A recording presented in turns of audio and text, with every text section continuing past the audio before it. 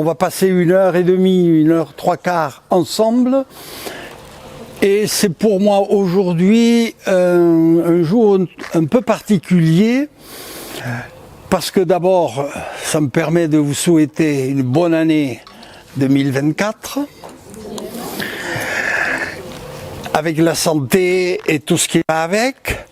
Ensuite, parce que nous allons parler de notre pays, des Pyrénées. Et pour moi, qui suis béarnais, évoquer les Pyrénées, c'est un plaisir tout spécial.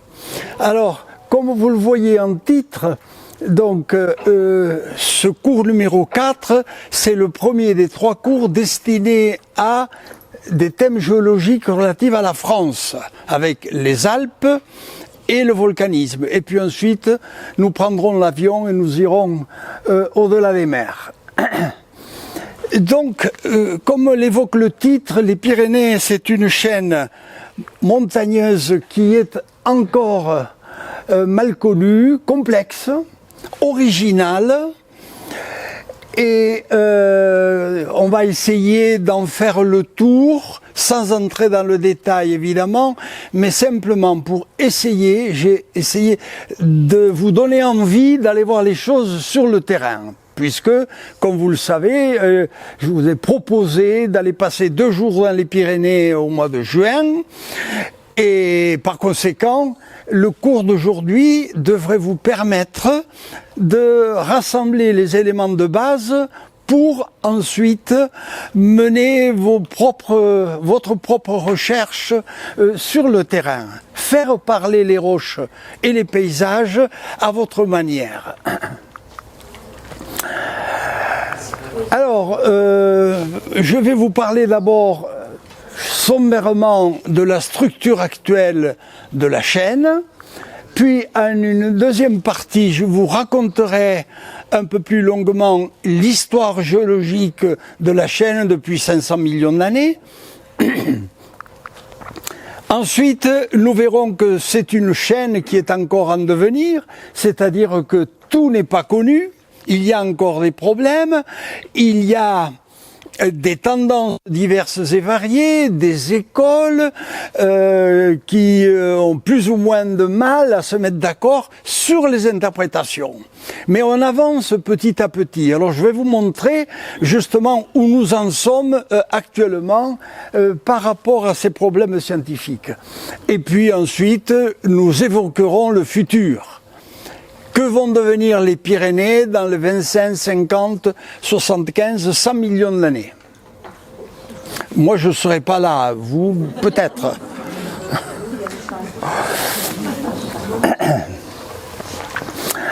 Alors, vous voyez dans le titre que, en ce qui concerne la structure actuelle, dans la région qui nous intéresse aujourd'hui, il y a 2 chaînes superposées. Une chaîne ancienne, la chaîne dite hercynienne, paléozoïque, et puis par-dessus, la chaîne pyrénéenne qui est, elle, d'âge tertiaire. Autrement dit, paléozoïque tertiaire, ça couvre à peu près 400-500 millions d'années. Voilà une carte schématique de la région qui vous montre les relations entre la chaîne hercynienne et la chaîne alpine des Pyrénées. Alors, la chaîne hercynienne, vous voyez, ce sont ces traits gris ici. Comme vous le savez sans doute, c'est une chaîne immense d'extension planétaire dont nous n'avons ici qu'une partie centrale dans l'ouest de l'Europe. La chaîne hercynienne se prolonge en Amérique du Nord, dans les Appalaches également, et se prolonge en Europe centrale et en Europe de l'Est jusqu'à la péninsule du Kamchatka, au nord du Japon. Donc une chaîne de dimension planétaire. Et puis, par-dessus, au tertiaire, une chaîne plus récente, extrêmement compliqué qui est représenté ici par ces traits rouges et que l'on appelle schématiquement, si vous voulez, en prenant pour modèle les Alpes, les chaînes alpines. Alors, indépendamment des Alpes, vous voyez, il y a les Apennins ici, les chaînons de Provence, les Pyrénées qui nous intéressent aujourd'hui, puis des chaînes espagnoles, catalanes, ibériques, puis au sud les Bétiques, et en Amérique du Nord, le Rift et les Atlas également.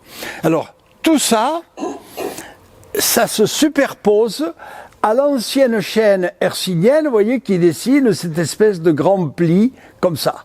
Et la chaîne alpine, elle est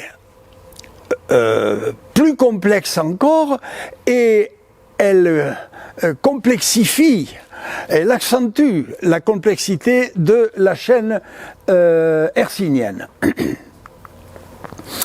Voilà une carte schématique des Pyrénées tertiaires, ici. Alors, on reconnaît entre la France et l'Espagne, ici, cette chaîne avec un noyau qui est ancien, la haute chaîne primaire avec des terrains paléozoïques, 300-400 millions d'années, et puis de part et d'autre, en jaune vers le nord et en vert vers le sud, pardon, des terrains donc plus récents, du Trias, du Jurassique, du Crétacé et du Tertiaire. Cette chaîne, elle implique les relations entre deux croûtes différentes, la croûte européenne au nord, la croûte ibérique au sud. La croûte, c'est l'enveloppe la plus externe de la Terre, c'est-à-dire c'est celle qui porte les roches à l'affleurement, qui recouvre le manteau, lequel n'apparaît que exceptionnellement au niveau des volcans ou bien au niveau des rides médio-océaniques dont on parlera plus tard. Et ici, nous avons donc deux croûtes différentes, la croûte européenne au nord, ici, la croûte ibérique au sud. Et ces deux croûtes s'affrontent le long d'une zone d'accident extrêmement complexe qui est ici souligné par ces traits continus noirs que j'ai appelé la faille nord-ibérique, la zone de faille nord-ibérique. Là, un certain nombre de mes collègues ne sont pas d'accord avec ceci, mais enfin, peu importe, aujourd'hui nous sommes entre nous, donc vous me permettrez de parler de zone de faille nord-ibérique et nous verrons un peu plus tard de quoi il s'agit et pourquoi j'ai appelé cette zone de faille nord-ibérique. Donc ces deux croûtes s'affrontent et de manière à ce que la croûte ibérique qui est à gauche ici, poussée par l'Afrique, alors on verra quel est le rôle de l'Afrique dans toute l'histoire géologique de l'Europe. L'Afrique est poussée vers le nord du fait de l'extension des rides océaniques de l'hémisphère sud. La ride médio-océanique atlantique, Pacifique, de l'océan Indien, ce sont des rides qui agissent positivement, qui amènent des matériaux des profondeurs de la croûte et du manteau jusqu'à la surface. Et en montant, ces matériaux chauds repoussent les matériaux plus froids de la partie supérieure du manteau et de la croûte. Ce qui fait que l'Afrique fait partie de toutes ces plaques qui sont situées dans l'hémisphère sud et qui se déplacent en direction du nord sous l'effet de cette montée de matériaux mantéliques. Vous savez que les montées sont à mettre en relation avec les courants de convection. et par conséquent avec les différences de température des matériaux. Les matériaux près de la croûte sont relativement froids, et plus on s'approche du centre de la Terre, plus ils sont chauds. Et la convection, c'est-à-dire l'équivalent des bulles d'eau qui montent vers la surface quand vous faites chauffer de l'eau dans une casserole, vous voyez, l'air chaud monte, ça va vers l'extérieur. Donc l'Afrique pousse la croûte ibérique qui est devant elle en direction du nord, et celle-ci va s'enfoncer sous la croûte européenne qui est ici, et au contact entre les deux se développe la chaîne des Pyrénées, et avec en particulier dans la zone d'affrontement ici, ce que j'ai appelé la zone de faille nord-ibérique, et on verra qu'elle joue un rôle particulier. Parce que le problème qui se pose là-dessous, c'est de savoir si on a véritablement une collision, c'est-à-dire l'affrontement de deux plaques indépendantes, ou bien si on a une déchirure entre des plaques qui n'ont jamais été dissociées. Vous voyez? Et alors tout ceci, nous en parlerons en évoquant entre autres la zone de faille nord-ibérique. Alors raconter en 20 minutes ou une demi-heure l'histoire géologique des Pyrénées, bon, c'est quelque part un peu prétentieux. C'est pour ça que nous allons survoler les phénomènes géologiques qui se sont accumulés au cours des 500 derniers millions d'années. Alors là, vous avez deux schémas qui résument en quelque sorte à la fois l'ensemble des terrains du cycle hercynien ici, c'est-à-dire de 500 millions d'années à 300 millions d'années, et puis ici, le cycle dit alpin ou pyrénéen. Alors je vais faire un peu de pub. Ces schémas sont tirés d'un bouquin, donc que vous connaissez peut-être, qui s'appelle Géologie des Pyrénées, que j'ai publié il y a une quinzaine d'années également. Et j'en profite pour faire encore un peu plus de pub. Voici un autre livre qui concerne plus précisément les Hautes-Pyrénées et le Parc national des Pyrénées. Ce sont les paysages géologiques du Parc national des Pyrénées que j'ai évoqués dans ce bouquin. Bien. Donc, vous voyez qu'on a une succession de terrains qui est très complète, qui s'étend sur 600 millions d'années, et vous voyez quelles sont les épaisseurs. Le cycle hercynien jusqu'à 6 km d'épaisseur, et le cycle alpin ou pyrénéen 10 km. C'est-à-dire ça fait au maximum 16 km d'épaisseur de sédiments qui se sont accumulés ici ou là dans les Pyrénées. Évidemment, on n'a pas 16 km d'un coup. C'est réparti en différents endroits. Mais ceci pour dire que le taux de sédimentation a été vraiment très important. Il a fallu que ces sédiments s'accumulent les uns sur les autres quelque part, à un moment donné. Alors, ce socle hercynien, comme le terme l'indique, c'est ce qui supporte la chaîne. C'est les terrains les plus récents, les plus anciens, ce qu'on trouve à la base, qui supportent les autres qui sont plus récents. Et vous voyez que ce socle, il affleure essentiellement dans la haute chaîne ici, c'est-à-dire la chaîne pyrénéenne qui porte les plus hauts sommets, Maladeta, etc. Le Canigou ici, mais aussi d'autres sommets, le Pic du Midi d'Osso, etc. Voilà. Et puis de part et d'autre, donc on a les terrains qui sont plus récents. Alors, vous voyez la grande variété des terrains à travers les couleurs que vous avez ici. Je passe sur les terrains pyrénéens qui sont en jaune, mais vous voyez que on a du silurien, du dévonien et du carbonifère, c'est le bleu. On a du cambrien et de l'ordovicien, c'est le vert clair. Et puis ensuite, on a des roches métamorphiques, comme les gneiss, ou bien des roches plutoniques, granitiques, comme donc les granites représentés en rouge.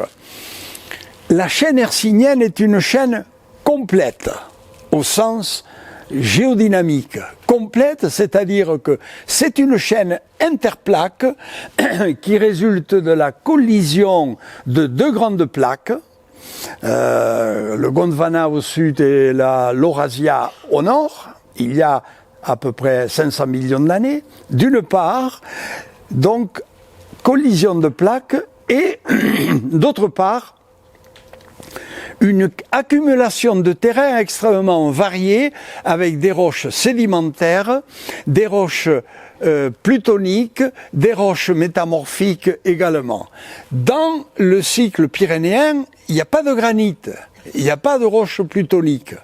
Il y a des roches métamorphiques très localisées, des roches sédimentaires. Autrement dit, le cycle hercynien est vraiment complet. Voilà quelques affleurements. Je ne sais pas si vous arrivez à voir malgré la lumière. Ça va. Alors, j'ai mis cette... Comment? C'est celle-là de lumière qu'il faudrait baisser, celle qui est sur l'écran. Pas celle qui nous permet d'écrire, mais tout à l'heure vous avez réglé. Tout à l'heure elle n'était pas... oui, mais c'est celle-ci. Vous voulez qu'on l'éteigne? On reste comme ça. Bien. Alors, donc les roches appartenant à la chaîne hercynienne sont très complexes, sont métamorphiques, en particulier ici au Cap de Creus, en Catalogne, où vous voyez des schistes et des quartzites, c'est-à-dire des roches métamorphisées, et qui sont affectées de plis à toutes les échelles. Je ne sais pas si vous connaissez la région du Cap de Creus, mais c'est un bijou en ce qui concerne la déformation des roches pyrénéennes anciennes. Un bijou. Ensuite, au cours du Dévonien et du Carbonifère, deux grandes étapes se succèdent. Au cours du Dévonien, vous voyez, les Pyrénées sont en distension. Le domaine pyrénéen est en distension. À ce moment-là, on a des fossés qui se créent et qui se remplissent de sédiments. C'est la distension du Dévonien avec une sédimentation essentiellement calcaire. Je vais vous en montrer un ou deux exemples. Il y a des récifs, etc. Donc, un domaine en extension qui ensuite, au Carbonifère, va au contraire entrer en compression. Et la compression s'effectue, vous voyez, du nord-est vers le sud-ouest. Et les terrains du Dévonien que vous voyez ici vont être impliqués dans toute une série d'écailles, poussées en avant, et ces écailles vont s'amortir à l'intérieur de ces sédiments que l'on appelle le coulme, parce qu'il a été défini dans les Alpes bavaroises, ces sédiments qui sont là s'avancent vers le sud-ouest dans la fosse marine, fosse hercynienne. Alors, à quoi ressemblent ces terrains? Vous voyez ici la haute vallée du Val d'Azun, du Gave de l'Escum, pardon, voilà le village de l'Escum, ici, dans les Pyrénées-Atlantiques. Vous avez la large vallée glaciaire qui est ici, et vous avez ici des terrains du Dévonien qui sont représentés essentiellement par des calcaires, et évidemment, ils sont redressés À la verticale, ce que vous voyez ici, c'est l'entablement du pic d'Ani, avec des terrains plus récents. Et ici, nous sommes au sud de Gavarnie, au port de Bouchardot. Nous avons cette fois-ci des terrains qui sont non plus calcaires, mais qui sont schisteux, argilo-schisteux, et qui sont affectés de plis. Ici, ces plis, ce sont ce qu'on appelle des slumps, c'est-à-dire que au Carbonifère, on avait une fosse et les terrains qui se sont déposés ici ont glissé et se sont reployés sur eux-mêmes. Voilà, la polarité de ces plis indique la position du point bas et par conséquent de la fosse. Donc les plis qui sont ici sont tous tournés vers le sud-ouest. Si nous allons sur le terrain à Gavarnie, on verra toutes ces choses-là. Alors ces terrains, eh bien, on peut en raconter l'histoire, d'abord par les faciès, mais également par les fossiles qu'ils contiennent. Alors je vous ai parlé, en évoquant la vie, des conodontes, c'est-à-dire de ces espèces de vers qui sont ici, qui ne sont pas encore des cordées. Le corps est mou, il n'y a pas de colonne vertébrale, et les dents qui étaient calcifiées se sont conservées. Ce qui fait que vous en voyez ici un échantillonnage. C'est grâce à l'étude de ces dents qu'on a pu remonter jusqu'aux organismes et ensuite établir une classification, parce que la forme, la dimension des dents a évolué en fonction du temps.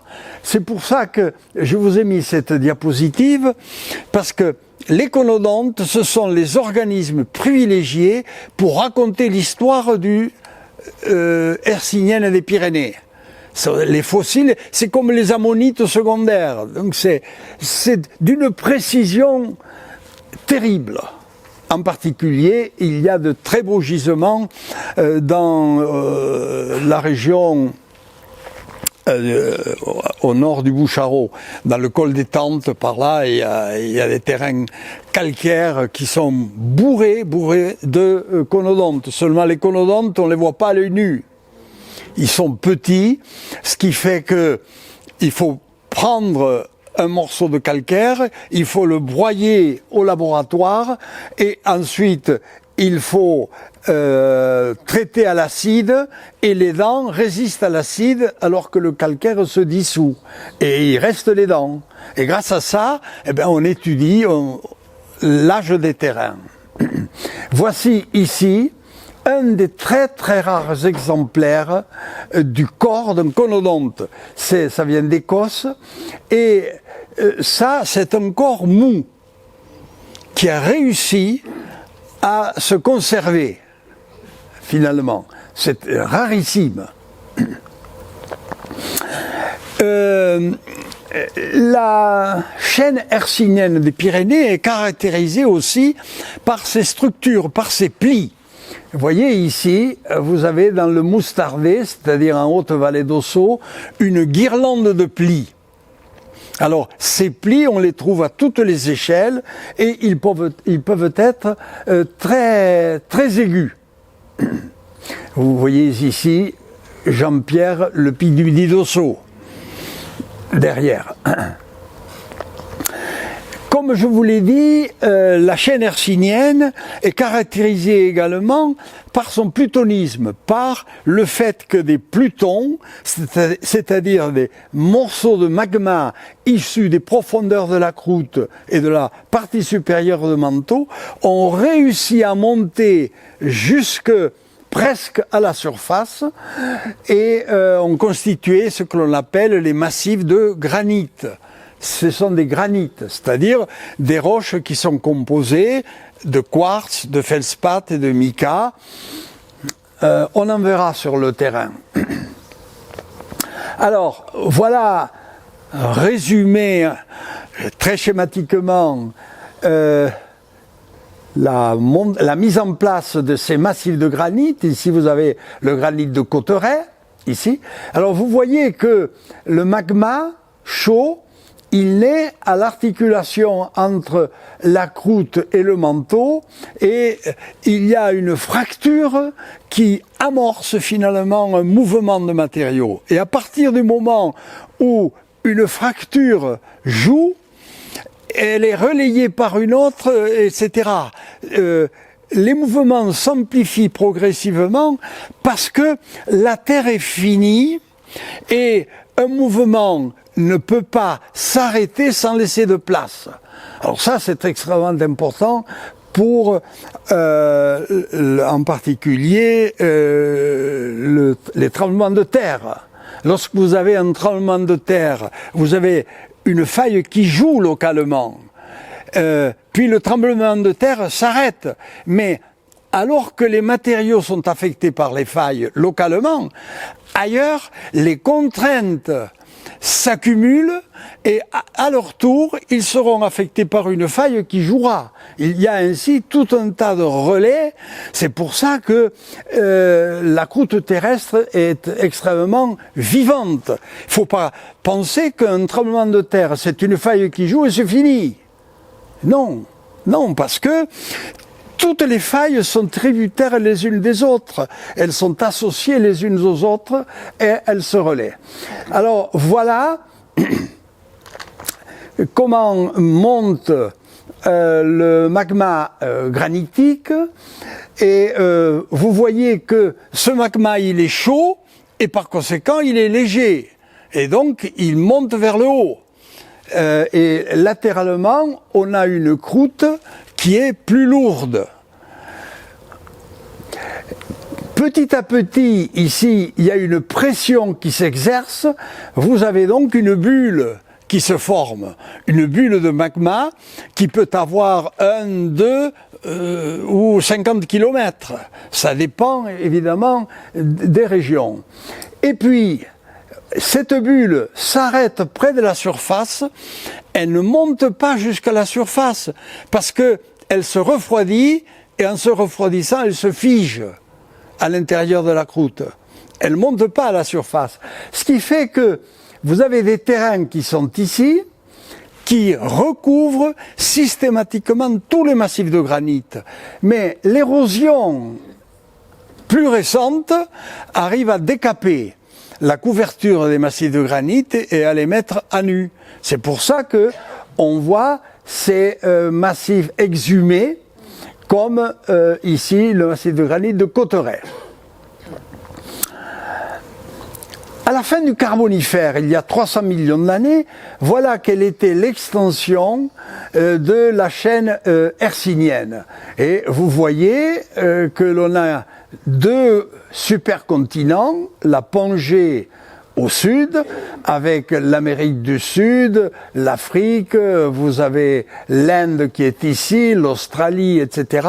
Et puis au nord, vous avez également l'Eurasia, c'est-à-dire ici l'Amérique du Nord, vous avez l'Europe qui est ici, la Russie. Période, la Chine n'existe pas. La Chine, c'est un pays qui, géologiquement parlant, est beaucoup plus récent que l'Europe ou l'Amérique du Nord. On en parlera lorsque nous traiterons des Himalayas. Je vous montrerai des images et des cartes de ceci. Nous savons que la vie sur la Terre est caractérisée par une succession d'épisodes d'expansion et séparés les uns des autres par des périodes de ralentissement et de disparition de la vie. Et évidemment, cette disparition de la vie est tributaire du substrat, c'est-à-dire de la planète elle-même, de la Terre. Bon, il y a on va le voir tout à l'heure, des événements extraterrestres, mais l'essentiel de l'évolution est dicté, déterminé par l'histoire de la Terre. Et alors, il y a 250 millions d'années, il y a eu une crise biologique, que l'on appelle la crise permo-triasique, finalement, dont les causes, vous voyez, sont tectoniques, ou bien ici, la réduction des plateaux continentaux. Les plateaux continentaux, ce sont les bords de mer où on a moins de 200 mètres d'eau et où se développe la vie. La vie ne se développe pas plus bas sur les talus ou dans les fonds marins parce qu'il n'y a pas de lumière. La vie se développe sur les plateaux continentaux. Alors, l'histoire de la Terre est telle qu'il y a des moments où les plateaux continentaux se développent considérablement et d'autres périodes où les plateaux continentaux disparaissent parce que les plaques se rejoignent. Et cette disparition s'accompagne évidemment par la disparition des milieux favorables à la vie. Donc, réduction des plateaux continentaux, la circulation marine est complètement bouleversée. Alors c'est important parce que la circulation marine s'accompagne de température de l'eau, est favorable ou non à la vie. Il y a toujours du volcanisme. Lors d'une crise, toujours du volcanisme. Ici, ce volcanisme a lieu essentiellement en Chine et en Sibérie. Chine et Sibérie. Et puis, la disparition de la forêt carbonifère est associée au volcanisme avec, évidemment, des cendres, d'une part, et d'autre part, un obscurcissement de l'atmosphère qui n'est plus propre à la vie végétale. C'est pour ça que les forêts carbonifères qui étaient extrêmement luxuriantes et qui alimentent tous les gisements de charbon de la planète, ces forêts ont disparu au cours de cette période-là, il y a 350 millions d'années. Donc vous voyez les conséquences d'un changement climatique, 95% des espèces disparaissent. Vous vous rendez compte? 95% en l'espace de 20-30 millions d'années. Alors en ce qui concerne le Permo-Trias, il y a les trilobites, les graptolites et les fusulines qui disparaissent. Et les autres sont modifiés, effectivement. Vous voyez, sur Terre, 80% des vertébrés, 60% des insectes qui existaient déjà au Paléozoïque disparaissent. Et la végétation s'adapte, c'est-à-dire que les arbres à aiguilles qui sont beaucoup moins consommateurs d'oxygène que les fougères arborescentes, ces arbres à aiguilles vont petit à petit se mettre en place et se développer après la crise. Autrement dit, qu'il s'agisse des animaux ou des plantes, l'un et l'autre s'adaptent aux conditions.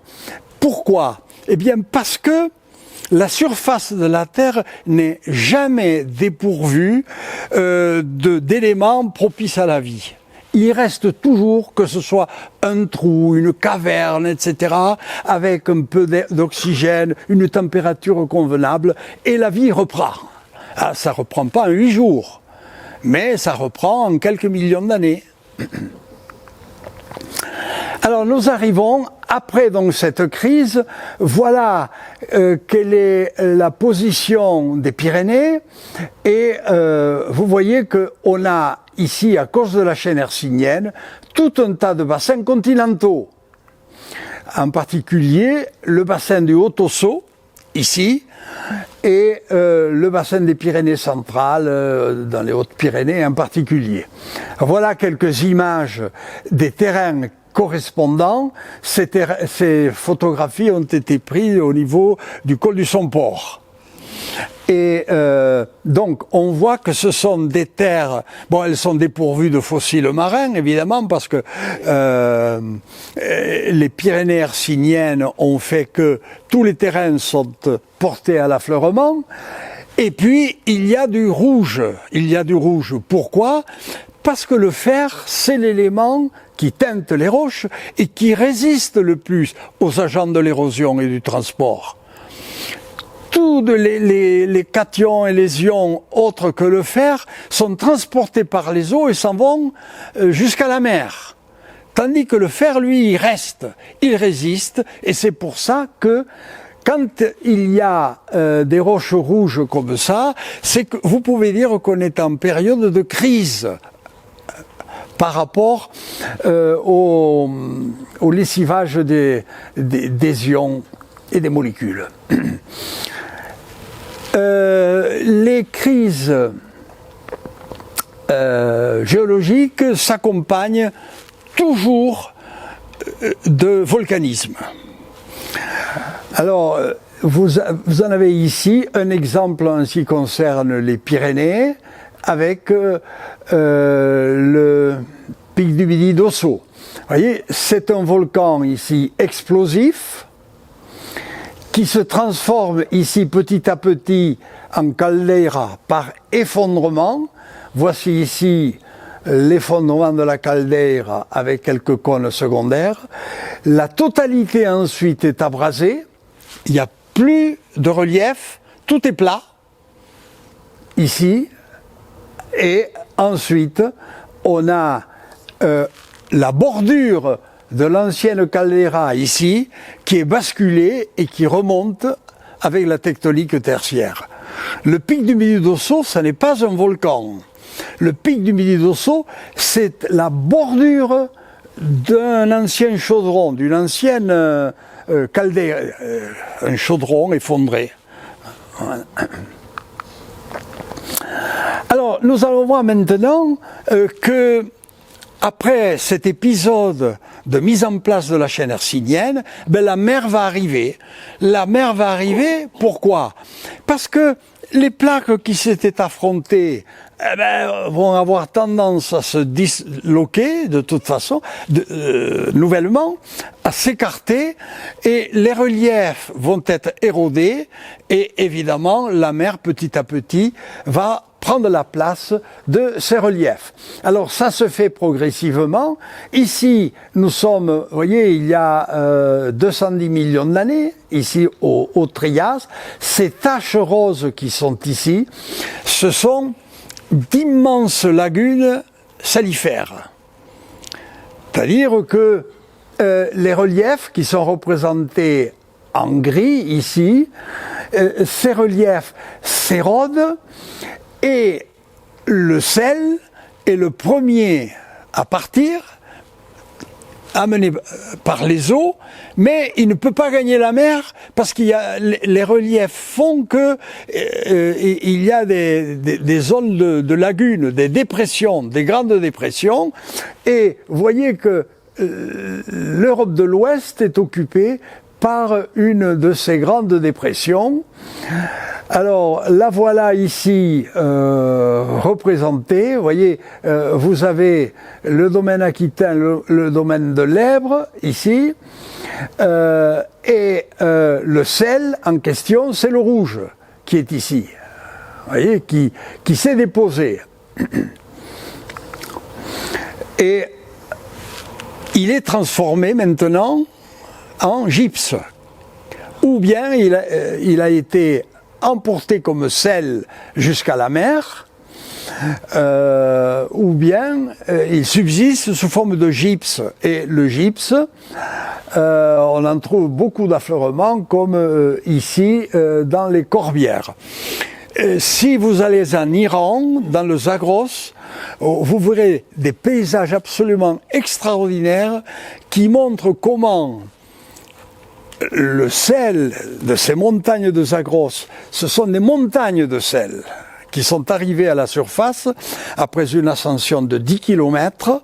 Eh bien, ce sel, il est petit à petit érodé par les eaux pluviales, et il constitue des sortes de terrasses jusqu'à la mer, sur des dizaines de kilomètres. C'est dire l'importance de ces périodes salifères lorsque un nouveau cycle s'amorce, sans relief. Sans relief, ça veut dire que les éléments évaporitiques et les éléments comme le sel ne peuvent pas transiter jusqu'à la mer. Alors, je vous ai mis cette image comme un clin d'œil par rapport à Salis de Béarn. Salis de Béarn exploite justement dans des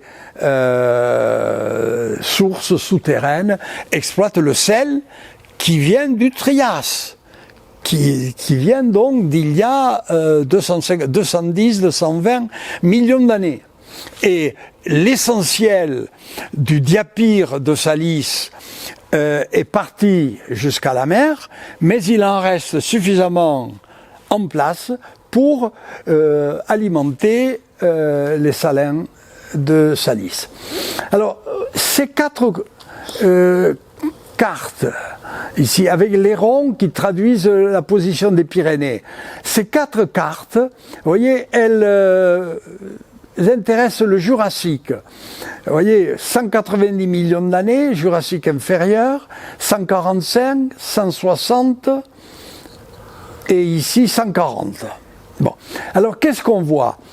On voit que on a ici à droite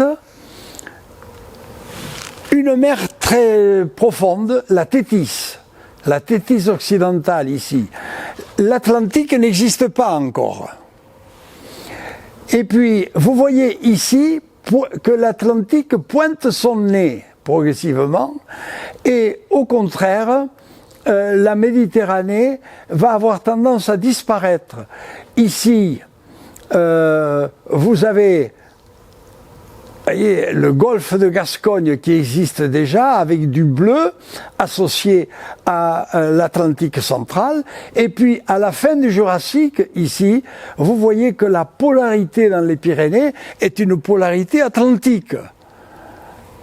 La Méditerranée, la Thétis s'est transformée en une mer fermée, la Méditerranée.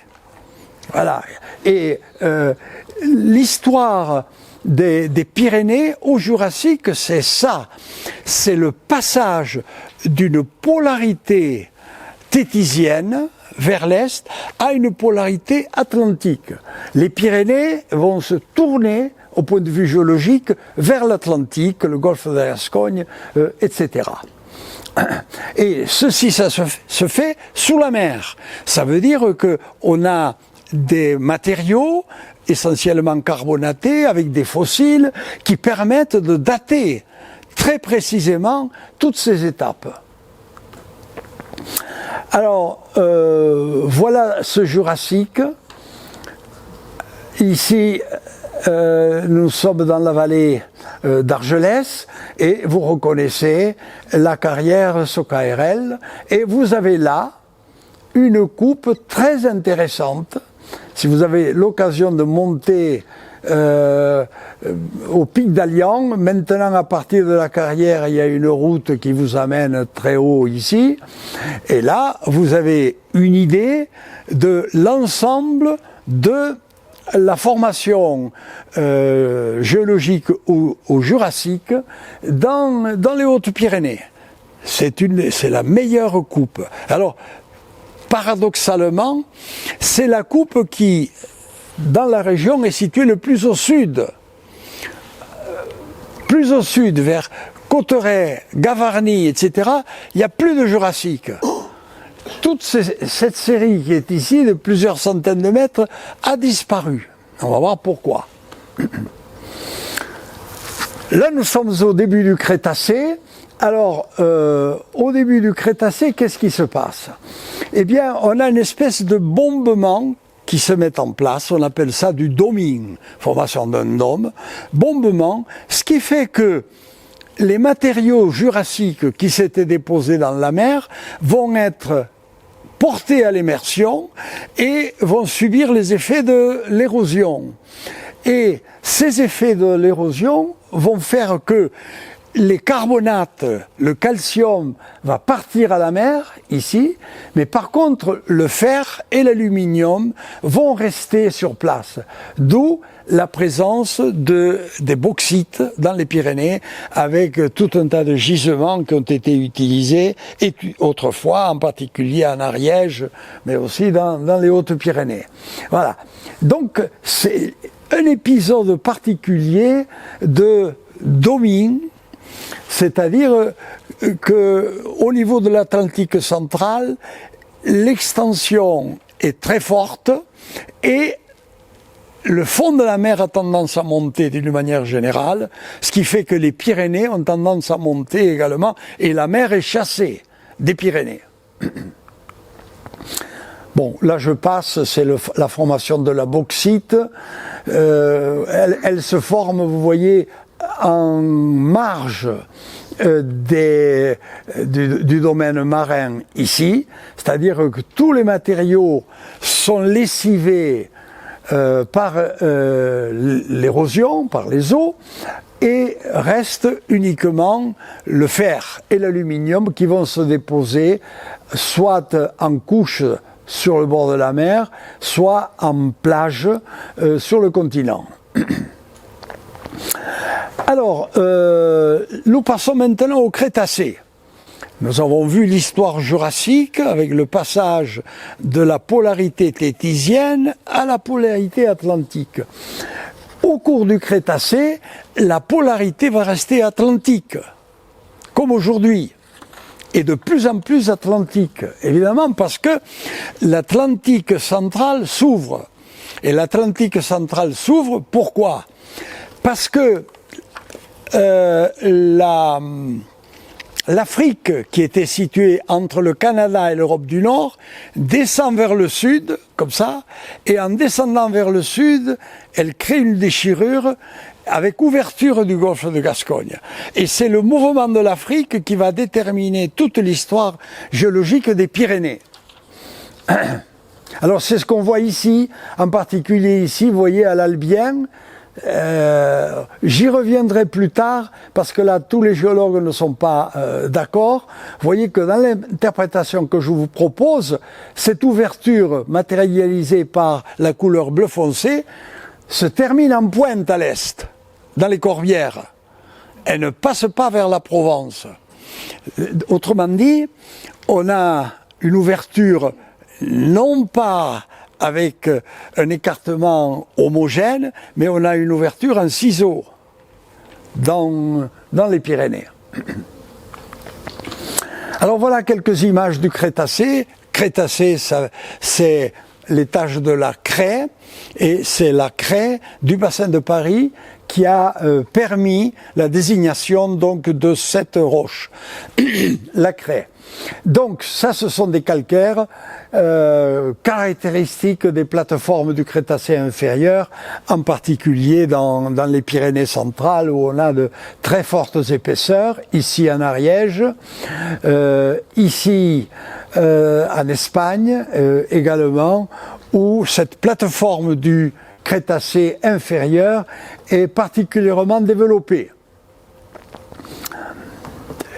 Et cette plateforme calcaire, elle va commencer à se fissurer, à se déstabiliser et à permettre la mise en place d'un fossé marin. Du fait, encore une fois, de cette ouverture en ciseaux liée au déplacement de l'Afrique. Donc, ce qui était fermé comme ça va s'ouvrir progressivement jusqu'à faire apparaître le manteau terrestre dans certains endroits. Alors, je vous ai mis cette image ici parce que là, on voit le passage de la plateforme carbonatée qui est ici, à l'Aptien, à des séries marneuses de l'Albien, avec des passages latéraux de faciès entre les deux. On passe donc d'une plateforme carbonatée à un bassin beaucoup plus profond à l'Albien. Voilà cette image-là. Nous sommes à l'Albien et le fossé se met en place. Et là, vous avez une image de la bordure sud du fossé au niveau des Pyrénées occidentales. Vous voyez qu'on a ici en vert l'ancienne plateforme très développée qui est largement érodée. On a ici un talus Et puis, on a un bassin qui se met en place avec une sédimentation qui est ici, qui est une sédimentation de turbidite dont nous parlerons plus tard. Alors, la plateforme est complètement chamboulée.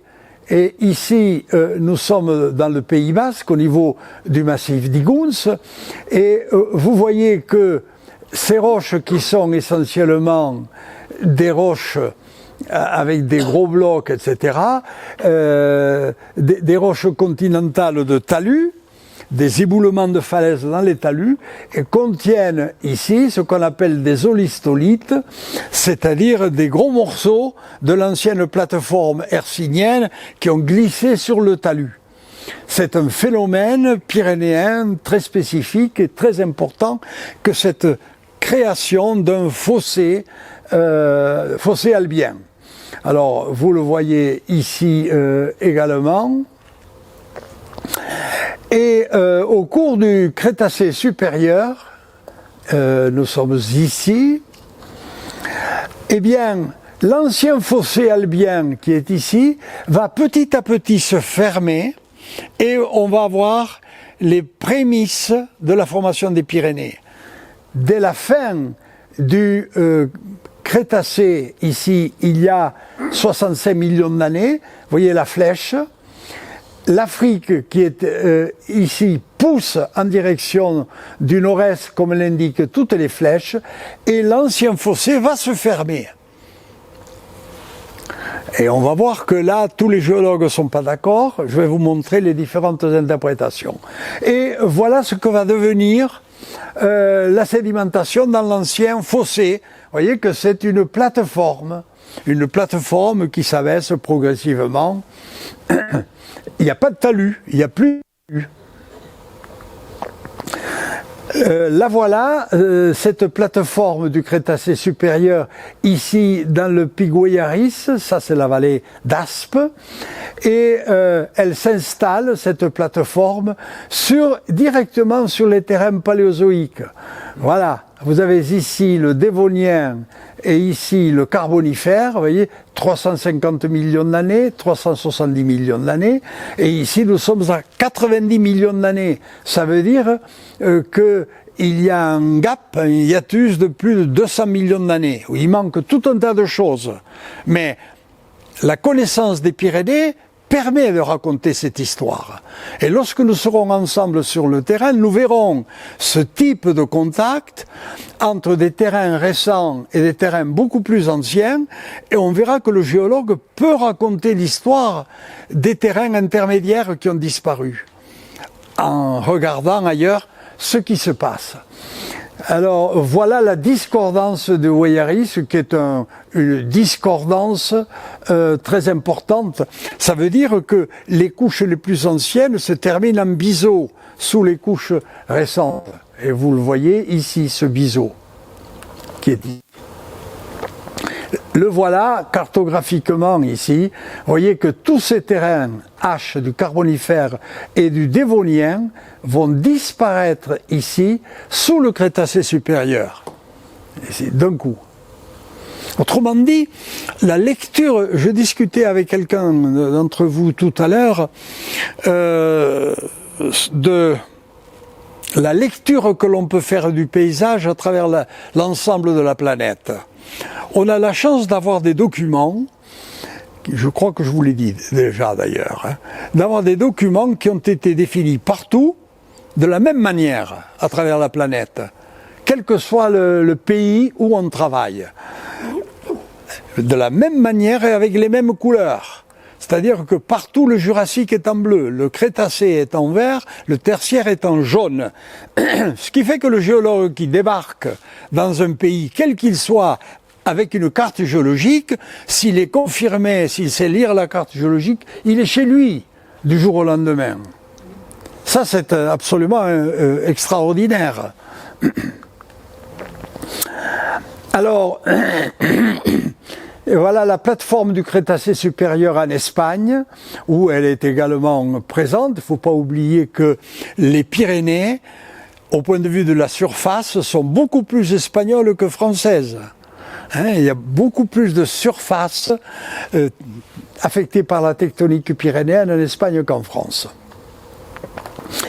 Et nous arrivons à la fin du Crétacé ici, c'est-à-dire que l'ancien fossé, après s'être créé ici, développé ici, subsiste encore ici, il va disparaître à la fin du Crétacé, c'est-à-dire il y a vers 65 millions d'années, et c'est à ce moment-là que va se mettre en place un paysage nouveau et en relation avec une crise biologique dont je parlerai un peu plus tard.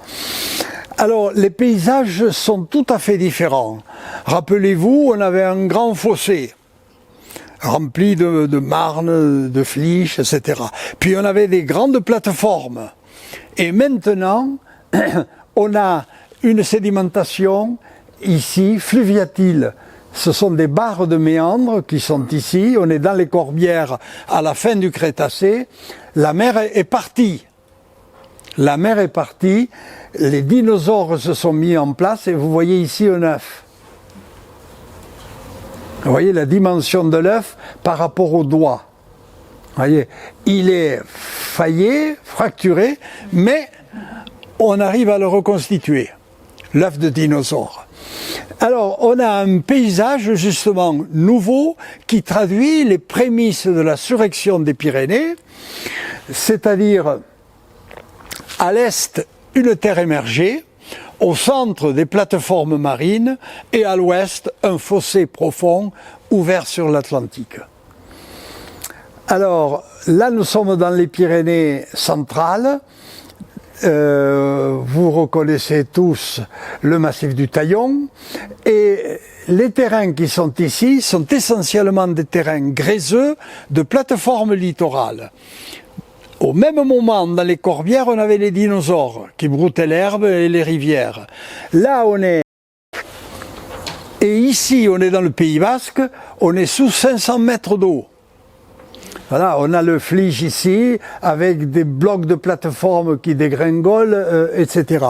Voilà le paysage qui se met en place à la fin du Crétacé, il y a 65 millions d'années. Et cette évolution, va s'accentuer en relation avec la nouvelle crise qu'on appelle la crise Caté, c'est-à-dire la crise de la limite entre Crétacé et Tertiaire. Cette crise, dont les causes et les effets sont résumés ici, vous voyez qu'elle a des causes qui sont externes, en particulier des chutes de météorites. Toujours lorsqu'on a des crises importantes au niveau de la planète, il y a une abondance particulière de chutes de météorites. Vous savez qu'il tombe toujours des météorites et que ces météorites sont liées essentiellement au dernier réajustement de la galaxie.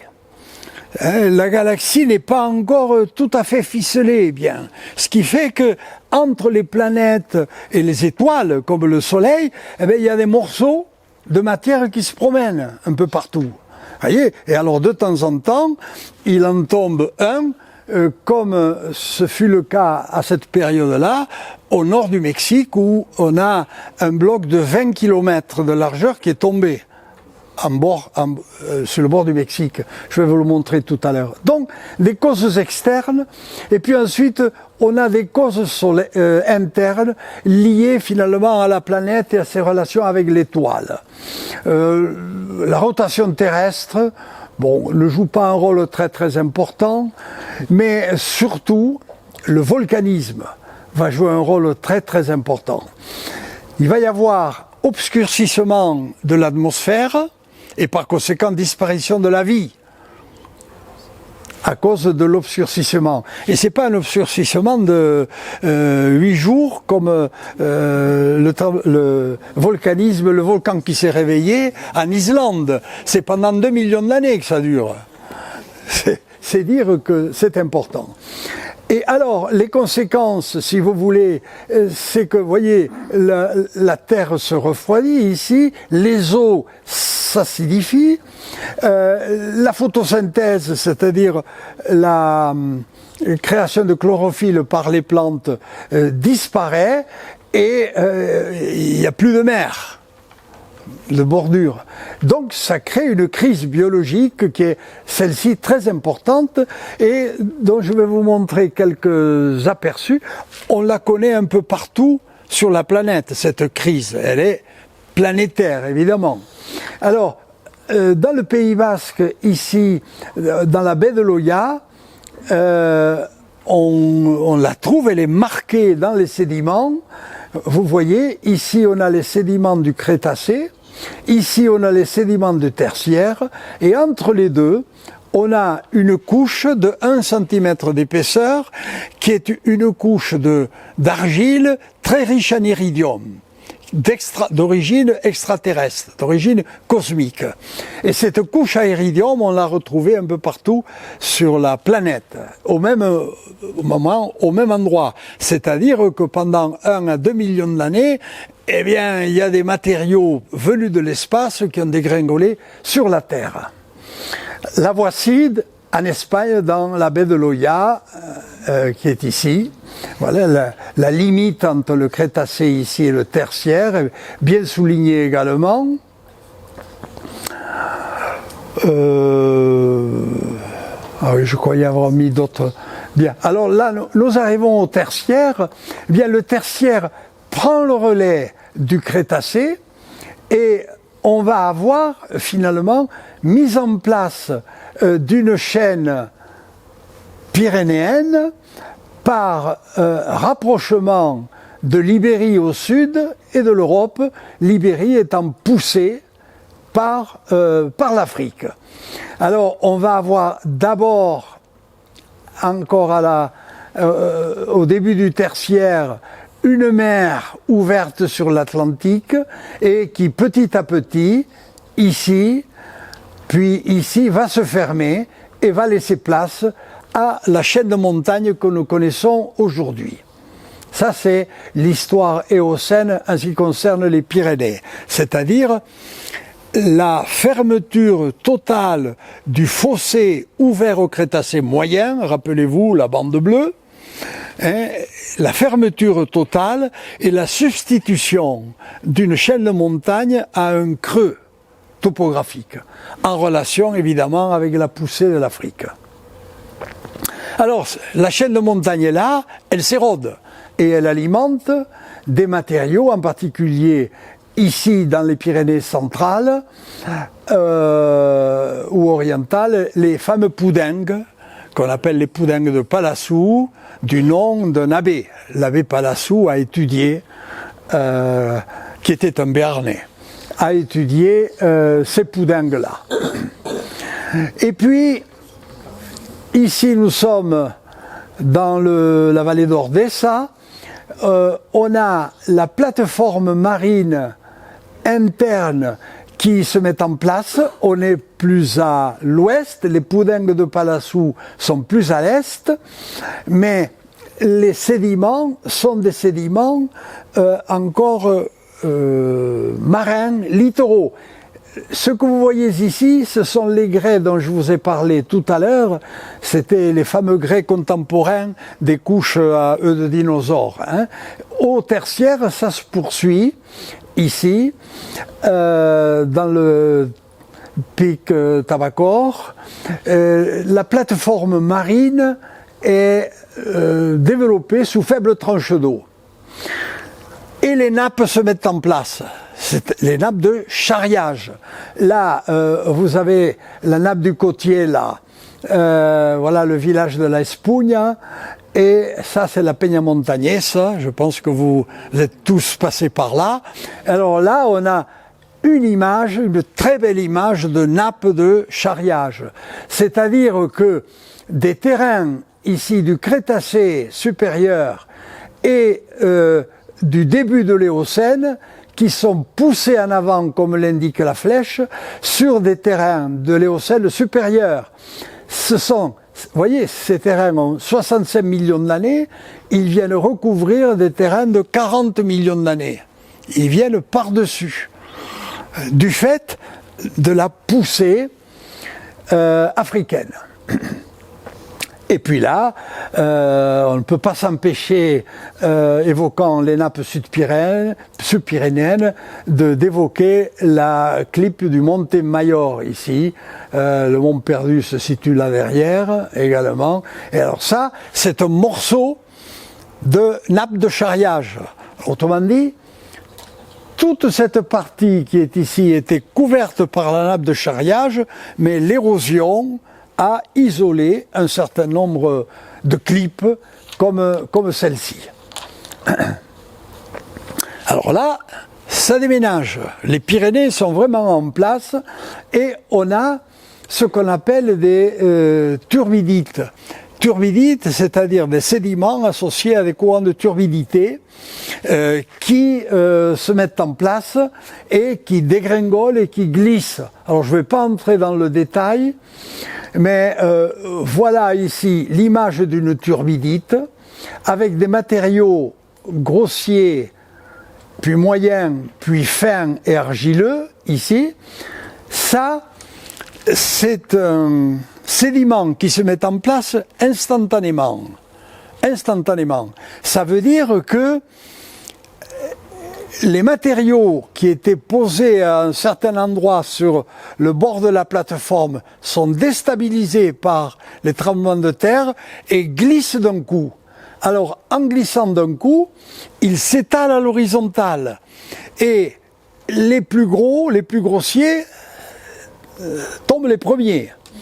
Et puis, ils sont de plus en plus fins, ce qui fait que les turbidites sont granuloclassées. Mais elles peuvent être très fines ou bien très grossières. Selon qu'on se situe, vous voyez ici, près de la plateforme, là on aura des matériaux essentiellement grossiers. Et si on s'éloigne, évidemment, on aura des matériaux qui ont été transportés plus loin et qui seront plus fins. Par conséquent, les turbidites permettent par leur polarité de voir d'où viennent les matériaux, c'est-à-dire où était la chaîne de montagne et où était le bassin, et également où on se situe par rapport à la zone de déclenchement. Si on est près de la zone de déclenchement, on va avoir des matériaux grossiers, des blocs, etc. Et si on est loin, on va avoir des matériaux beaucoup plus fins. Et c'est ainsi qu'on arrive à reconstituer, même dans la chaîne des Pyrénées, la configuration du bassin, même si les sédiments n'existent plus, s'ils ont été enlevés par l'érosion. Mais ceux qui restent permettent de reconstituer ces bassins malgré tout.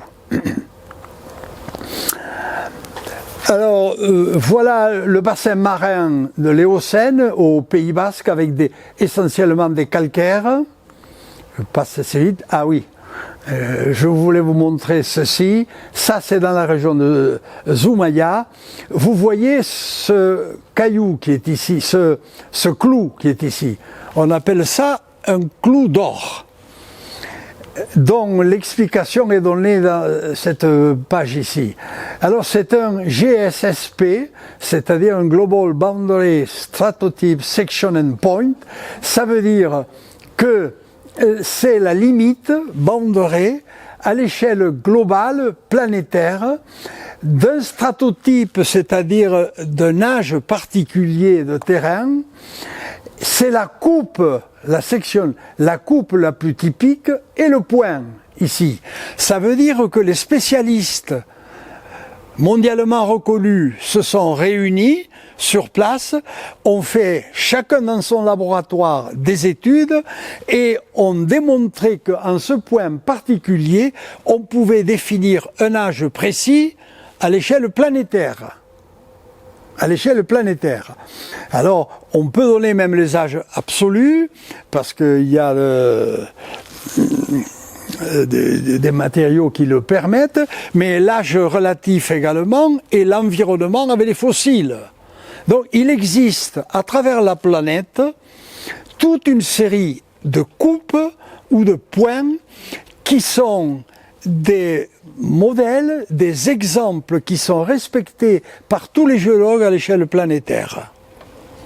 Et en France, on a la chance d'avoir quelques GSSP, en particulier, il y en a un dans le Massif central.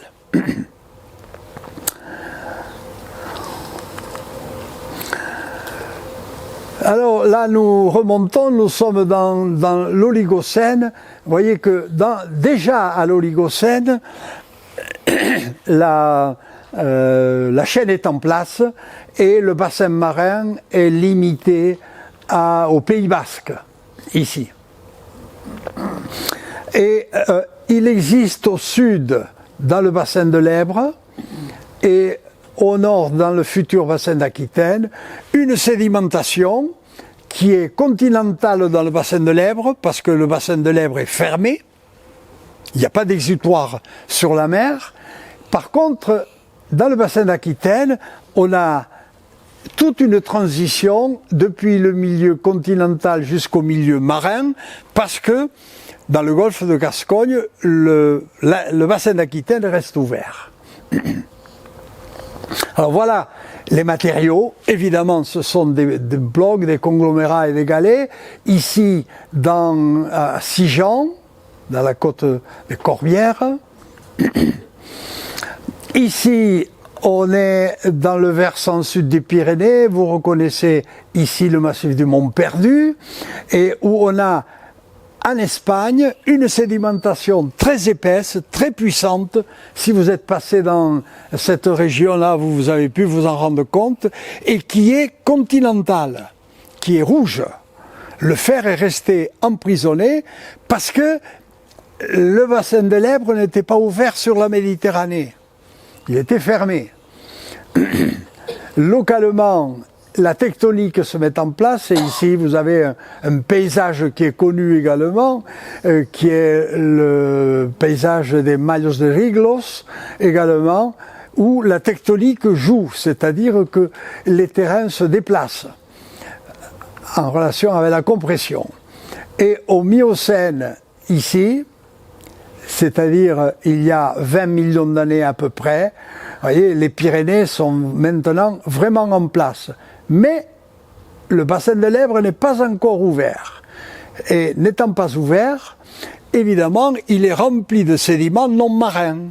Ça, c'est dans la région de Saragosse, vous avez du gypse, en grande quantité.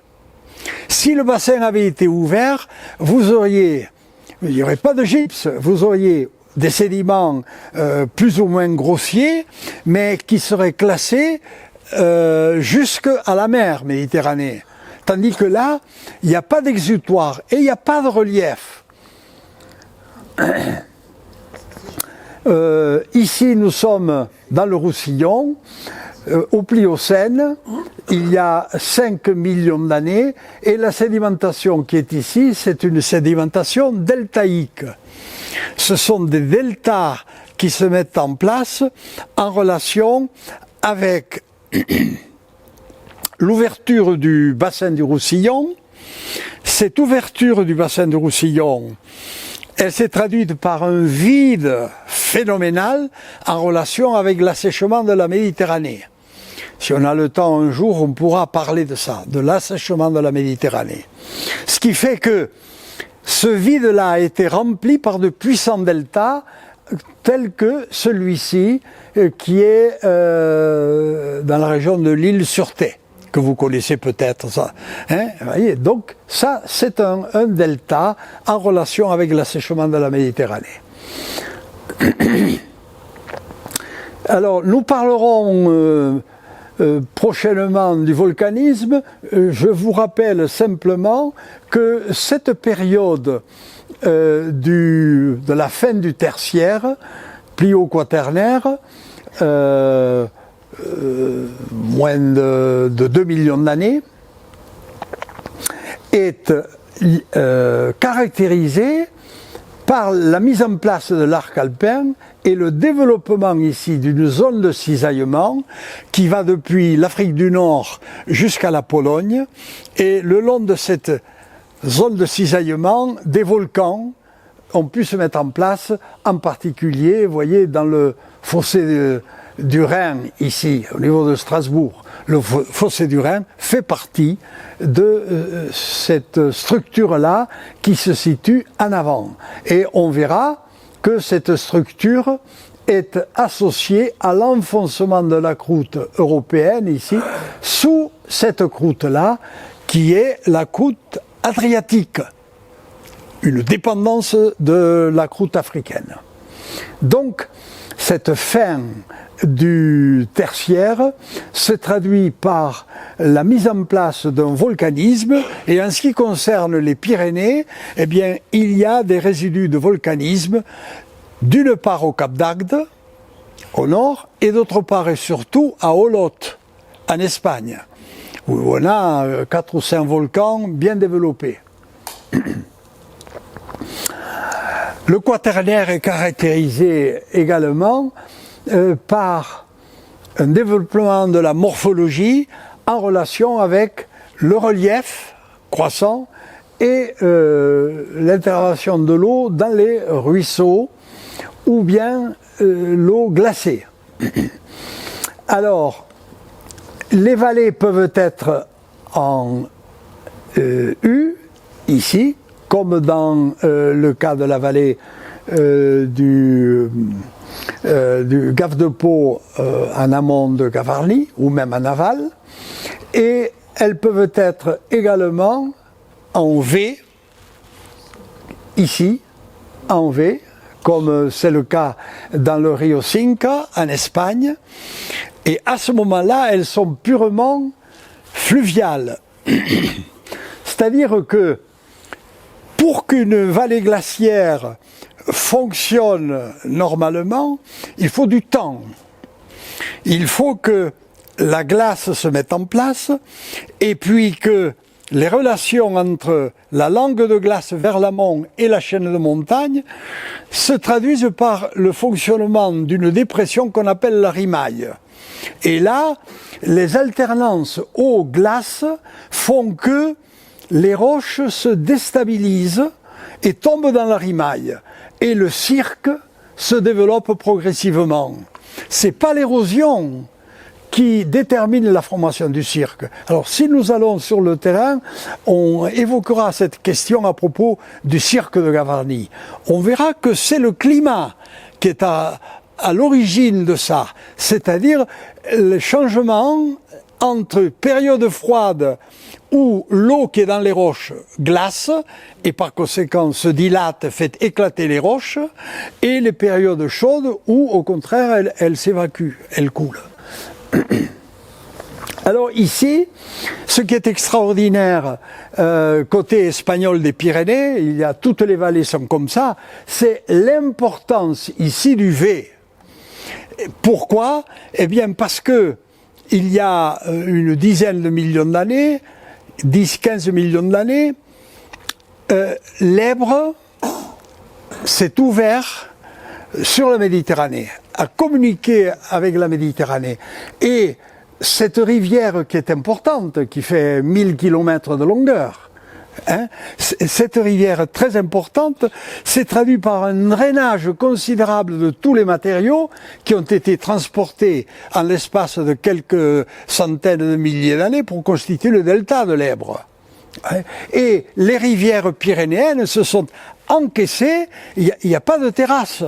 Les rivières n'ont pas eu le temps de mettre en place des terrasses. Elles se sont encaissées sur place parce que la mer était beaucoup plus basse que les Pyrénées. Ce qui fait qu'il y a eu un appel d'eau tellement important que finalement on a cette image-là. Vous voyez, c'est tout à fait différent de la vallée de Gavarnie, où dans la vallée de Gavarnie, on a eu un exutoire permanent sur la mer et une histoire glaciaire longue avec la morphologie que l'on sait.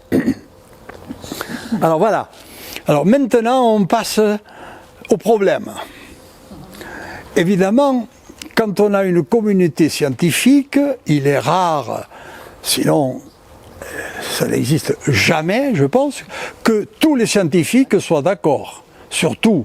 Et heureusement, sans ça, la recherche serait complètement stérilisée. Donc, il existe effectivement des problèmes scientifiques en ce qui concerne l'interprétation des Pyrénées, mais également des doutes. Ça veut dire que je ne suis pas sûr à 100% de ce que je vous raconte. Disons 98% quand même. Alors, voilà. Des problèmes en ce qui concerne l'origine de la chaîne, on en a un peu parlé tout à l'heure. Un bassin nord-pyrénéen unique, interplaque, largement ouvert, ou bien une ouverture partielle en ciseaux d'est en ouest. Alors, j'ai mis en jaune les interprétations que je défends. La dynamique structurale, c'est-à-dire la manière dont ça bouge. Une collision interplaque et intercrustale Europe-Ibérie, ou bien une fermeture en ciseaux d'est en ouest et un affrontement intracrustal. C'est-à-dire que par rapport à l'histoire des Pyrénées, on peut expliquer l'histoire de la chaîne sans faire appel à la croûte européenne et la croûte ibérique. On fait appel simplement à un amincissement crustal et puis à une subduction continentale avec un rapprochement. Vous voyez, c'est la même croûte en quelque sorte qui se distend et qui se casse et puis qui se rabat. Au départ, les deux croûtes n'étaient pas distinctes. Il y a des zones des Pyrénées où on est incapable de savoir si on est sur la croûte européenne ou sur la croûte ibérique. Alors on a fait une excursion avec la Société géologique de France à ce sujet il y a une quinzaine d'années et je pense, parce que je n'étais pas le seul, je pense qu'on a réussi quand même à convaincre pas mal de gens. Mais les habitudes sont prises et surtout, quand une idée nouvelle arrive, les auteurs les prennent et les mettent sur les bouquins, sur les ouvrages, et en particulier les ouvrages d'enseignement. Ce qui fait que il y a des générations d'étudiants qui, utilisant les mêmes ouvrages, eh bien, lisent les mêmes erreurs. Même si ce sont des erreurs. Ce n'est que plus tard, au fil du temps, quand ils acquièrent de la bouteille, qu'ils se disent « mais là, ce qu'on m'a raconté quand j'étais étudiant, voilà ». C'est comme moi, quand on m'a parlé de la tectonique des plaques, alors que quand j'étais étudiant, on ne m'avait jamais parlé de la tectonique des plaques. Jamais. À la question des brèches pyrénéennes, ça, j'y tiens beaucoup. Et personne ne me suit sur ce point. C'est une sédimentation marine et océane ou bien une zone tectonique continentale de faille nord-ibérique.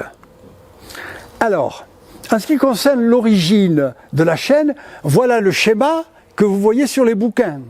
C'est-à-dire qu'on a l'Europe de l'Ouest ici, l'Ibérique qui se déplace comme ça, le long d'une faille transformante nord-pyrénéenne. C'est pas comme ça.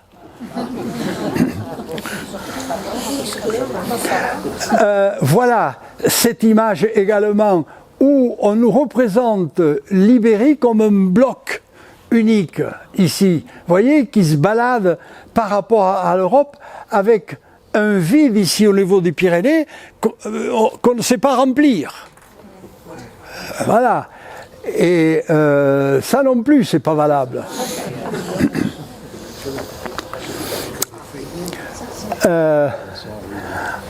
Alors, je vous en ai parlé déjà. Vous voyez, l'interprétation que je propose, c'est donc une plateforme marine qui va devenir continentale et puis qui se déchire ici avec une partie sud mobile que l'on appelle la meseta ibérique ou l'Ibérie et une partie fixe ici, c'est-à-dire l'Europe. Mais cette déchirure, elle est très importante ici et elle se réduit progressivement pour disparaître à l'est. Voilà, ici. Alors, voilà d'autres exemples qui vous montrent justement les idées. Là, je suis pas le seul à défendre, on est nombreux à défendre cette idée-là.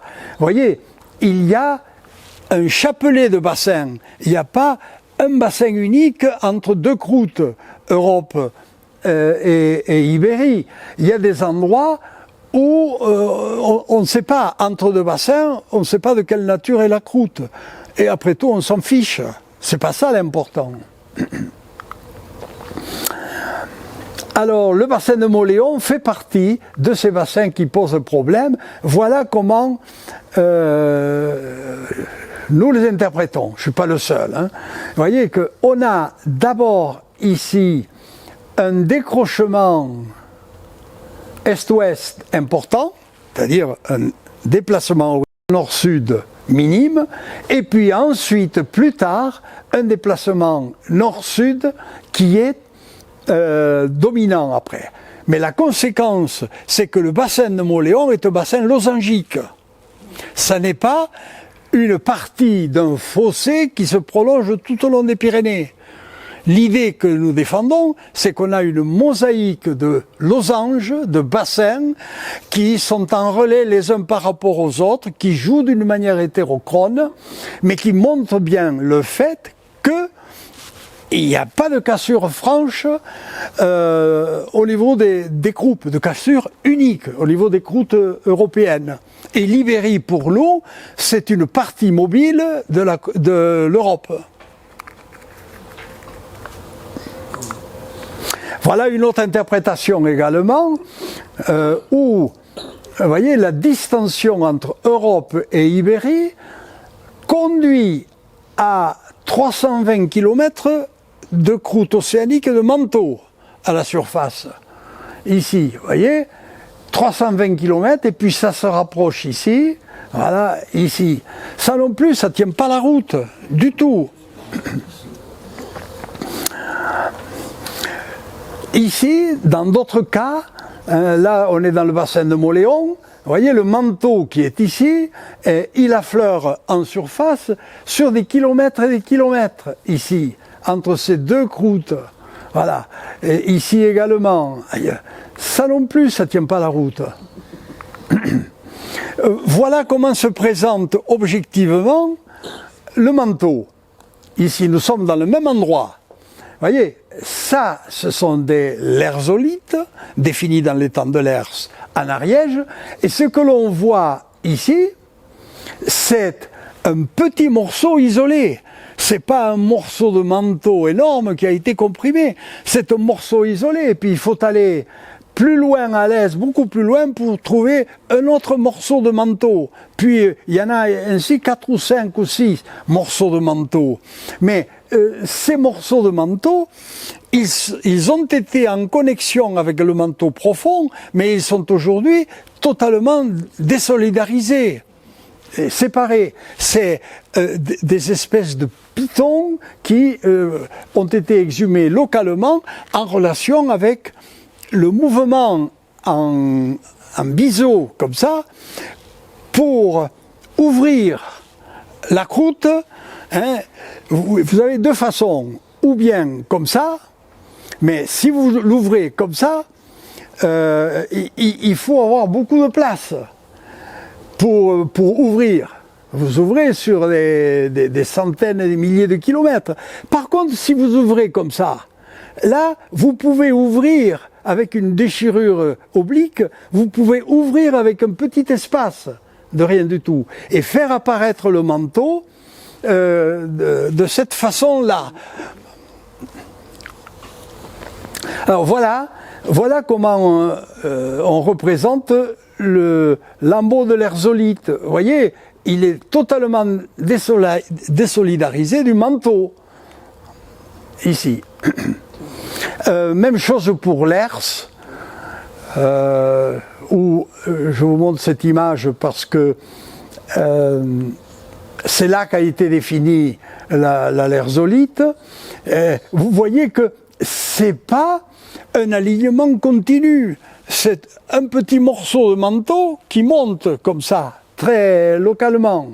Le voici, l'affleurement. l'affleurement de l'érzolite de l'étang de Lers. Ici, voilà de la lérzolite, c'est une roche donc originaire du manteau, qui est caractéristique des Pyrénées. Il n'y a pas de lérzolite dans les Alpes, par exemple. Il n'y a pas de lérzolite, il n'y a pas de morceaux de manteau dans les Alpes. Dans les Alpes, vous n'avez que de la croûte continentale ou de la croûte océanique. Mais il y a toujours partout de la croûte. Tandis que dans les Pyrénées, à cause de cette ouverture en ciseaux, on a des espèces de cheminées qui se sont mis en place et qui ont permis au manteau de se trouver exhumé. Bon, voilà quelques exemples. Alors voilà comment on interprète les choses. Ici, on est par exemple au Crétacé. Voilà. Eh bien, la lérzolite n'est pas montée à l'affleurement. Ici, vous voyez, au Crétacé inférieur, elle est basse, elle est cachée à des milliers de kilomètres à l'intérieur de la croûte. Elle reste profonde. Et ici, c'est pareil. Vous voyez, ces brèches qui sont là, par beaucoup d'auteurs, elles sont interprétées comme des brèches sédimentaires liées à l'exhumation de la lérzolite et son érosion au fond d'un bassin sédimentaire. Non, ce sont des brèches tectoniques. La lérzolite n'a jamais été émergée au cours de ces périodes du Mésozoïque. C'est la tectonique tertiaire que vous avez ici qui a coincé le tout et fait monter des coins de lérzolite. Vous voyez les différences? Alors voilà comment je vois, moi, l'évolution du bassin. Vous voyez, autrement dit, on a à la fois un décrochement ici sénestre et une distension. Et ce décrochement sénestre va permettre l'individualisation de blocs qui sont ici. Et ces blocs, on les retrouve un peu partout. Le problème, c'est que, ça s'est produit au Crétacé, c'est-à-dire il y a 110, 120 millions d'années, et deux, c'est couvert par la végétation, ça affleure mal, etc. Et par conséquent, nous sommes actuellement incapables de donner une cartographie précise par rapport à ce problème-là, parce que les failles qui sont ici, on les imagine, mais sur le terrain, quand on est sous les bois ou sous la végétation, on ne les voit pas. Mais voilà donc l'image que je défends en ce qui concerne la mise en place des lérzolites. Alors, en ce qui concerne la dynamique structurale, vous voyez, poussée de l'Afrique, inversion du fossé Crétacé, subduction continentale le long de la zone de faille nord-ibérique. Alors, ce que je défends ici, c'est la notion de faille nord-ibérique, en quelque sorte. Pour tout le reste, tous les auteurs sont d'accord. Voilà une carte simplifiée des Pyrénées, et vous avez ici au niveau de Gavarnie, ici vous avez une coupe. Alors voilà, voilà la coupe ici. Alors, souvent, dans les ouvrages, vous voyez que cette structure actuelle, elle est associée à une poussée de la croûte européenne, qui va passer par-dessus la croûte ibérique que vous avez ici. En fait, non, voilà la même coupe, mais voilà comment on l'interprète. Vous voyez que il y a un sous-charriage en profondeur de la croûte ibérique qui est poussé par l'Afrique. Et par réaction et par-dessus, on a la croûte terrestre, la croûte européenne qui va passer par-dessus. Autrement dit, c'est une réaction à un sous-charriage venu du sud. Et ce n'est pas une poussée venue du nord. Alors voilà des images de cette structure-là. Ça, c'est une image que vous connaissez, hein, avec le Taillon, ici, le pic de la Pahule, le Vignemale. Et alors, vous avez ici un accident horizontal que vous devinez ici également. Et puis, là, vous avez des roches très anciennes, qu'on appelle des migmatites, dont on parlera sur le terrain également, c'est-à-dire des roches mélangées, extrêmement anciennes, qui sont recouvertes directement ici par les terrains du Crétacé. Ces terrains du Crétacé supérieur, ils ont à peu près 80-90 millions d'années. Et les roches qui sont dessous, ici, ont 500, 600, 700 millions d'années. Vous voyez, il manque tout le reste. Et évidemment, c'est une histoire assez complexe. Et vous avez ici la mise en place de la nappe de Gavarnie, donc qui, par réaction, est poussée vers le sud. Alors vous avez ici des terrains paléozoïques, et ici vous avez l'enveloppe, la couverture qui est poussée vers le sud, à l'horizontale, et puis par-dessus vous avez ici la nappe du Mont Perdu qui, elle, correspond à la couverture de la nappe de Gavarnie qui a dégringolé dans le bassin marin. Vous avez la poussée comme ceci, vous avez par réaction la mise en place de la nappe de Gavarnie, et puis par-dessus la couverture de ça qui glisse dans le bassin pour donner la nappe du Mont Perdu. Alors cette nappe de Gavarnie, vous l'avez ici dans le cirque de Troumouze. Elle est spectaculaire également, et puis vous l'avez dans la haute vallée de la Neste également. Alors, là, c'est absolument, c'est magnifique. Et puis du col du col de, je ne sais plus comment il s'appelle, à côté du tunnel, le col des Aiguillettes. À partir du col des Aiguillettes, vous pouvez toucher le substrat de la nappe avec le fond et la couverture du Crétacé supérieur, et par-dessus vous avez une écaille de Trias, et puis par-dessus le Paléozoïque qui vient comme l'indique la carte. C'est absolument magnifique comme paysage géologique. Voilà l'interprétation, en suivant ce modèle-là, l'interprétation que l'on donne de ce paysage que vous reconnaissez tous.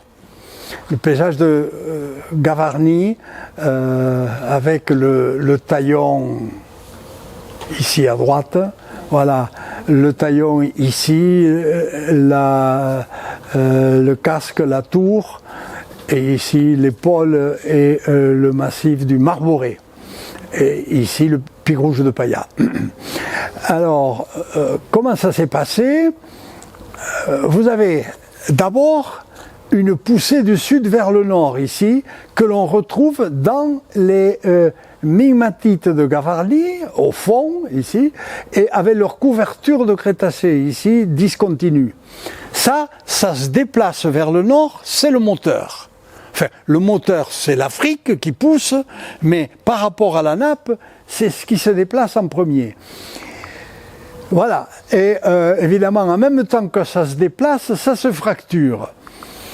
Puis ensuite, par réaction, vous avez ici le Paléozoïque du Pyménée qui se déplace en direction du sud, et ici, vous avez la couverture de ce Paléozoïque du pic du Pyménée qui est conservé ici. Alors, et par-dessus ensuite, voilà la couverture, et puis par-dessus, on retrouve alors toute la masse glissée ici de la nappe du Mont Perdu. Le glissement ici, c'est de la gravité, tandis que tous les effets qui sont ici, c'est de la tectonique pure. Il ne faut pas oublier que lorsque la nappe du Mont Perdu s'est mise en place, l'ensemble était sous l'océan, sous l'eau. Il n'y avait pas à ce niveau-là, de relief important.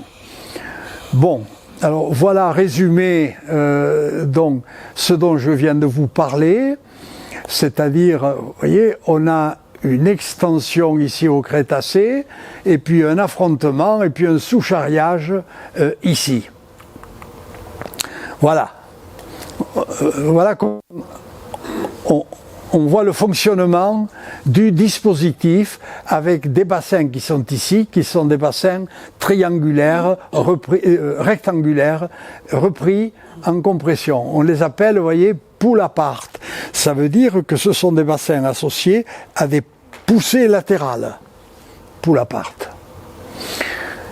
Vient ensuite le problème de la faille nord-ibérique, qui est ici, c'est-à-dire, pour moi, cette zone-là, ce n'est pas une faille unique, la faille nord-pyrénéenne, c'est toute une série de failles diachrones qui accompagnent le rapprochement de la croûte ibérique et de la croûte européenne. Et ce rapprochement, il est diachrone.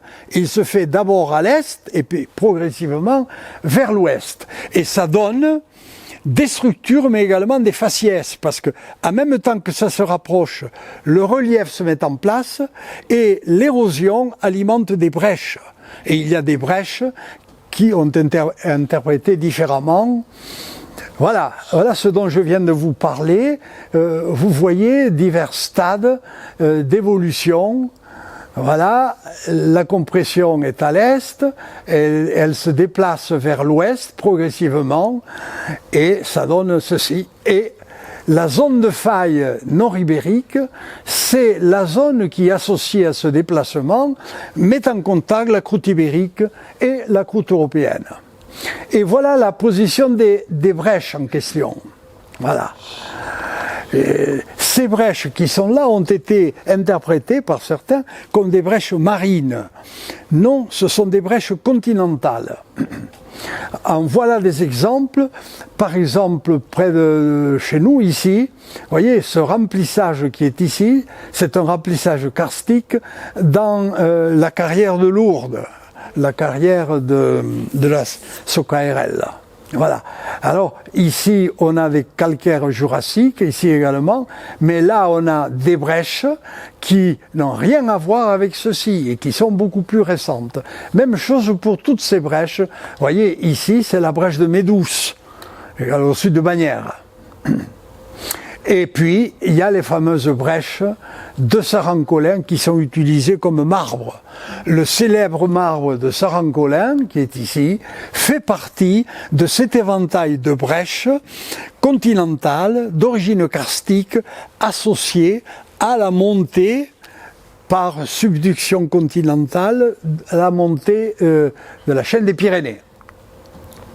Alors voilà comment on traduit ça. Vous voyez, vous avez ici les terrains qui sont horizontaux, plats, qui sont plissés ici, puis qui sont érodés ici, et qui sont karstifiés à la partie supérieure ici. Parce que les eaux karstiques pénètrent dans les calcaires. Et comme il y a du Trias rouge à côté, eh bien, ça va donner une brèche qui est la célèbre brèche de Sarancolin, ou brèche de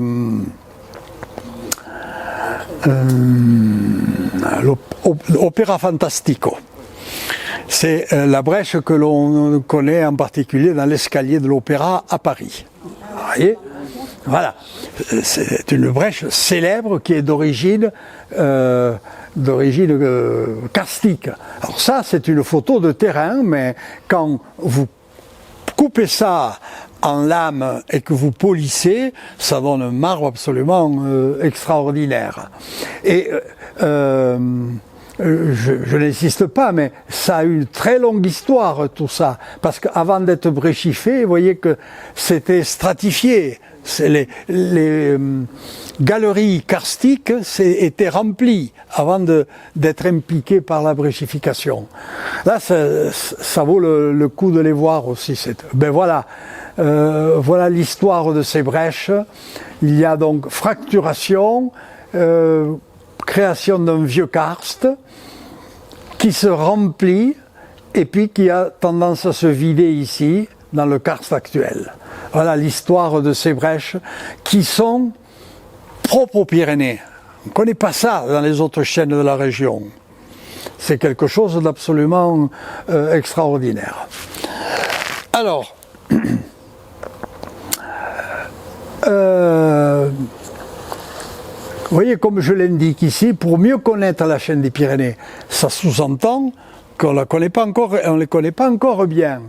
Je formule, ça c'est une conférence que j'ai faite à Madrid il y a quelques années, hein, je formule un souhait, c'est que les gens se mettent ensemble pour travailler, au lieu de travailler chacun dans son coin,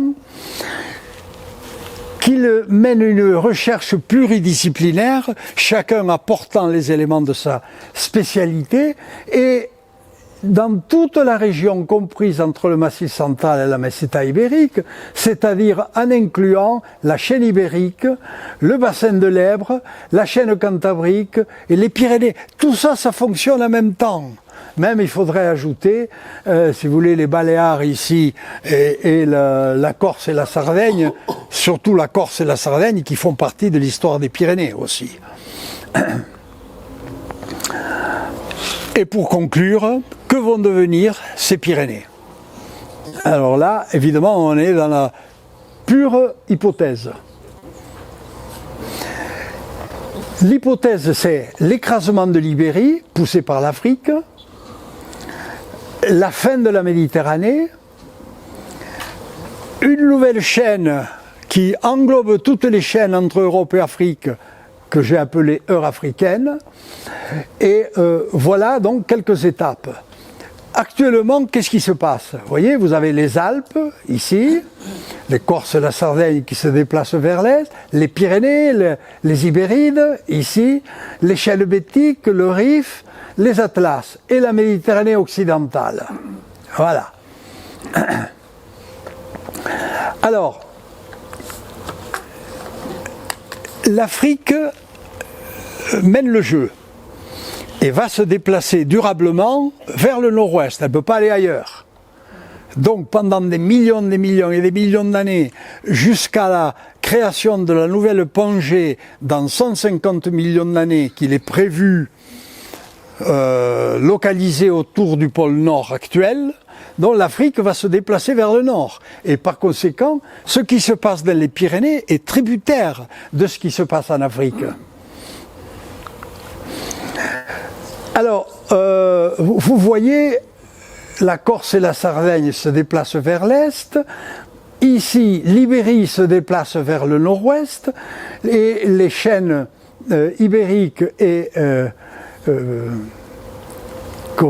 pyrénéennes se trouvent comprimées. Et j'ai mis en exergue la faille nord-ibérique qui est là, qui souligne justement cet affrontement. Vous voyez, dans 10 millions d'années, vous voyez que l'Ibérie se réduit par compression et que le domaine pyrénéen se développe en direction de l'ouest en englobant progressivement les chaînes catalanes ici et les chaînes ibériques. Vous voyez que la Méditerranée est fermée ici. La Méditerranée est fermée et transformée en un lac. Enfin, heureusement que pour l'instant encore le golfe de Suez est ouvert, donc ça me permet de communiquer avec l'océan Indien. Les Alpes se déplacent en direction de l'ouest également, vous voyez, et elles se rapprochent dangereusement du Massif central et de Toulouse, les Alpes, ici. Voilà. Là, nous sommes 25 millions d'années. Vous voyez que on a un arc pyrénéo-ibérique ici, et vous voyez le rétrécissement du lac ouest européen. Voilà, c'est un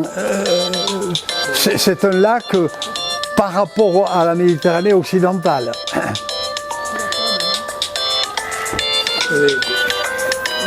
Ah. Ah mais ça y est, c'est bon. Dans 50 millions d'années, vous voyez, dans 50 millions d'années, donc, l'Afrique se rapproche du butoir européen, le lac ouest méditerranéen se rétrécit, les Alpes continuent à pousser, elles atteignent presque Toulouse ici, et on a une chaîne ici qui se développe à partir de l'arc pyrénéen actuel. Et dans 75 millions d'années, vous voyez que les choses se poursuivent également. Regardez la position du lac ouest méditerranéen. Et dans 100 millions d'années, à ce moment-là, on a une chaîne eurafricaine qui rassemble toutes les chaînes précédentes. Oui. Voilà. Voilà comment je vois justement l'évolution des Pyrénées, avec disparition évidemment de la Méditerranée occidentale. Qu'est-ce que vous devenez les marmottes? On a encore le temps. C'est pas faux. Hein. Voilà. Si cette vidéo vous a plu, vous pouvez nous rejoindre à l'Université du temps libre de Tarbes et de Bigorre à l'adresse utl-tb.info. Et n'oubliez pas, si ce n'est déjà fait, de vous abonner.